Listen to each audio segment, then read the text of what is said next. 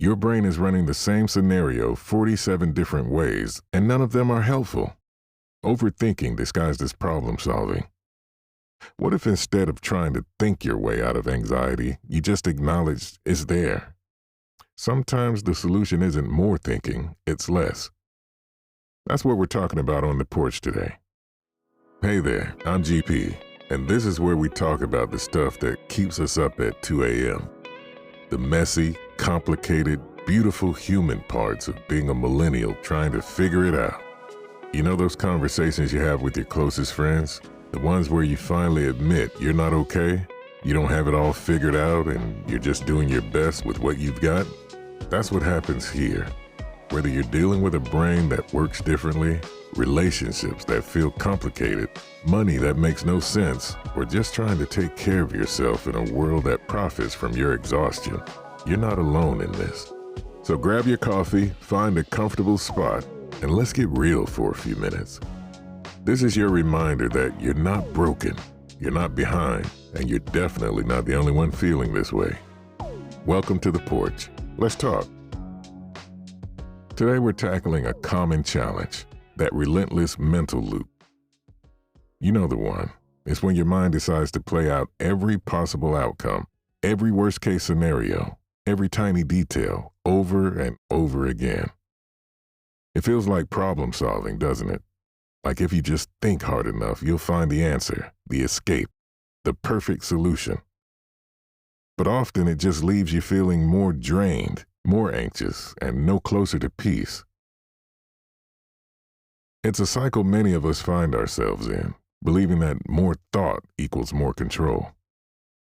But what if the opposite were true? What if true control, true peace, came from a different approach entirely? This pattern of overthinking, of running the same scenario 47 different ways, is a deeply ingrained habit for many. It's often born from a desire to protect oneself, to anticipate every challenge, to prevent any discomfort. And in small doses, a little foresight is helpful. But when it becomes the default mode, it transforms into a form of self-sabotage. It steals your present moment, robs you of joy, and convinces you that you're perpetually on the brink of something bad. Imagine trying to navigate a beautiful forest, but instead of looking at the trees, the sunlight, the path beneath your feet, you're constantly staring at a map, trying to predict every single twig and stone. You miss the entire experience. Our minds, in their attempt to keep us safe, can sometimes become our greatest prisons. The constant mental chatter isn't always productive. Sometimes it's just noise, a distraction from what's actually happening right now. It's about recognizing that distinction. Is this thought genuinely moving me forward, or is it just a replay of old fears? So how do we break free from this loop? It starts with acknowledgement, not judgment.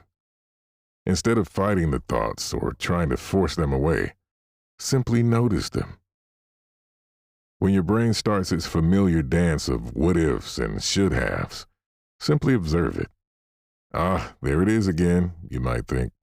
My mind is running scenarios. This simple act of observation creates a tiny bit of space between you and the thought. It's not about stopping the thought, but about changing your relationship with it. You are not your thoughts. You are the awareness that notices them. This practice of mindful observation allows you to step back from the intensity, to see the thought for what it is, just a thought, not necessarily a truth or an impending disaster. It's about choosing not to engage with every single mental rabbit hole, and instead gently redirecting your attention to the present moment. What can you hear, see, feel right now? This isn't about ignoring problems, but about approaching them from a place of calm rather than panic. So the next time your mind starts its marathon of overthinking, remember this. Sometimes the most powerful solution isn't more thinking, but less.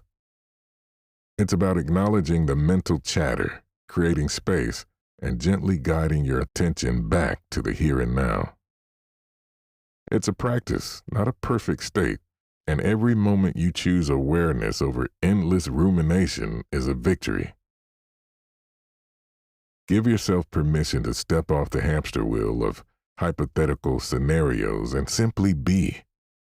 The peace you seek might just be waiting for you in that quiet space between thoughts. That's what we're talking about on the porch today.